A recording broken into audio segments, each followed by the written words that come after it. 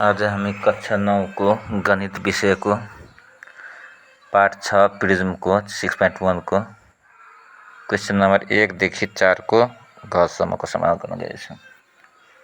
Question number 1 यहाँ छ दिएको, सजिलो छ। 1 2 मा दिएको क्वेशनले के भन्छ भन्दाखेरि क्रस सेक्सन त यहाँ लेखिदिएछ गिभनमा।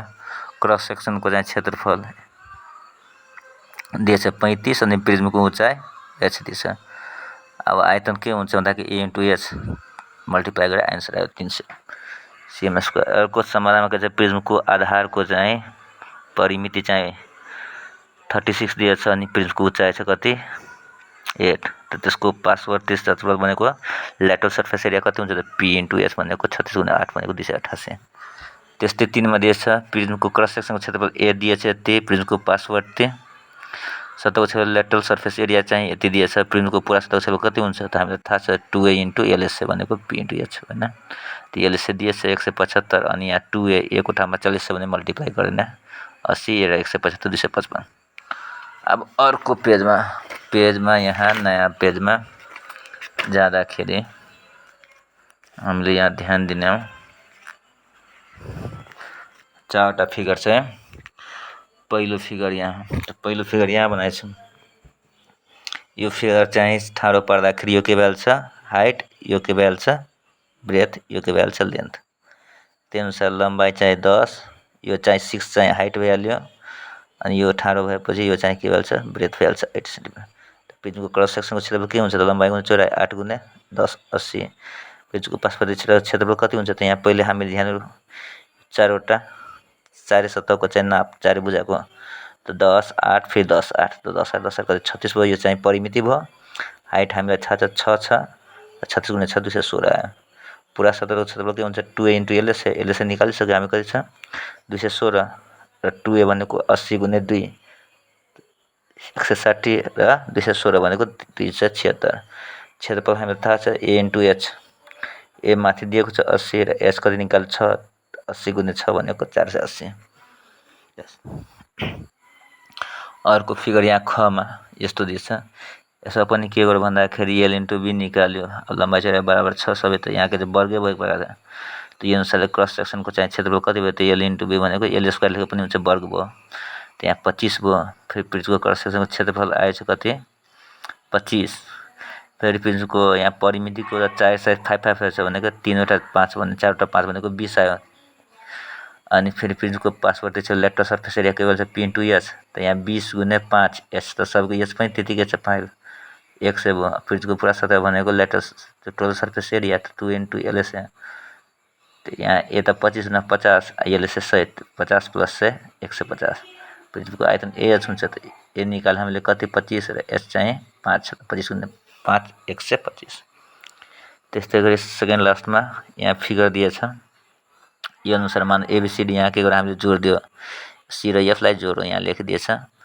त्यो अनुसारले हामीसँग एउटा यो आयत भयो एउटा यो, त यहाँ आयत ABGH को चाहिँ l * b त यहाँ त दिएछ हामीले के दिएछ 4 र 9 त 9 × 4 36 भइहाल्यो। फेरि यो छ आयत त यसमा के छ CDEF मा त l * b त 4 यहाँ छ यो 4 अनि यहाँ 3 छ 4 × 3। अब 4 कसलाई भन्ने यो माथिकोलाई यो EF लाई 4 यो चाहिँ D लाई 3 त 4 3 12। त्यहाँ माथिको 36 A1 र 12 दुईटै जोडेर भने प्रिज्मको क्रस सेक्सन कति भ्यालु 36 र 12 48। पेरिमिटर अब सबलाई जोडो AB फेरि BC फेरि CD फेरि DE फेरि EF फेरि EG FG फेरि GH फेरि H सब जोडेर त 4 3 फेरि 4 3 फेरि 4 3 फेरि 4 फेरि 9 सब जोडेर कति आयो 34। त्यो पेरिमिटरको आधारको क्षेत्रफल आधारको परिमिति। अब हामीले पार्श्ववर्ती निकाल्छ ल्याटरल सर्फेस एरिया त के हुन्छ PH, हाइट त हामीले निकाल्यो 6 34 × 6 भनेको 204। पुरा सतहको क्षेत्रफल total surface area 2a * LSA त यहाँ त हामी एरिया निकालिसक्यो मा दुईटको 36 र 12 48 48 × 2 त 96 204 LSA निकाल्यो त 96 200 भने 300। प्रिज्मको आयतन के भ्यालु छ a * h एरिया त निकाल्यो, एरिया कति निकाल्यो 48, h कति छ हाम्रो 6 त 48 × 6 288। अब लास्टको यो फिगर है, यो फिगर अनुसार यहाँ त दिएछ त हामीले यहाँ के जोडियो कुनको जोडियो भन्दाखेरि सिएफ र आइएल जोडेछौँ।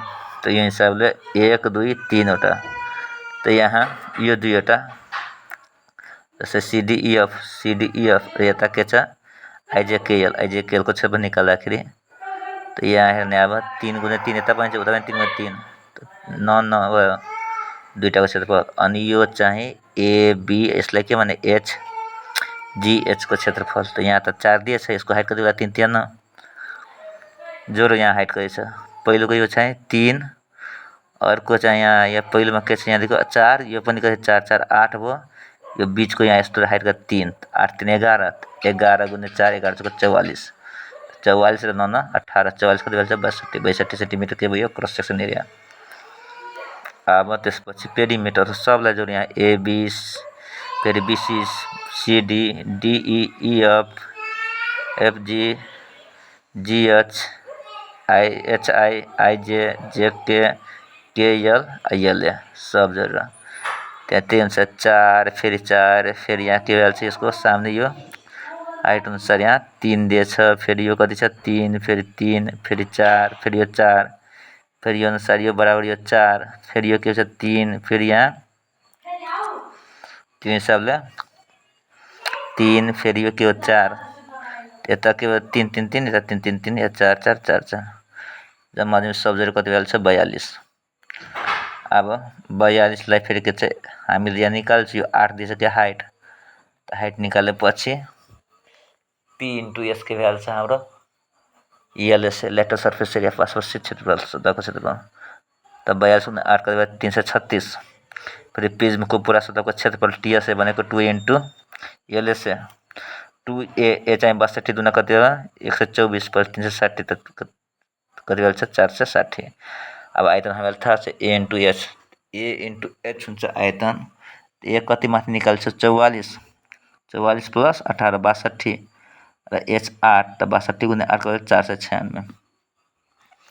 अब क्वेसन हाम्रो यस प्रकार रहेछ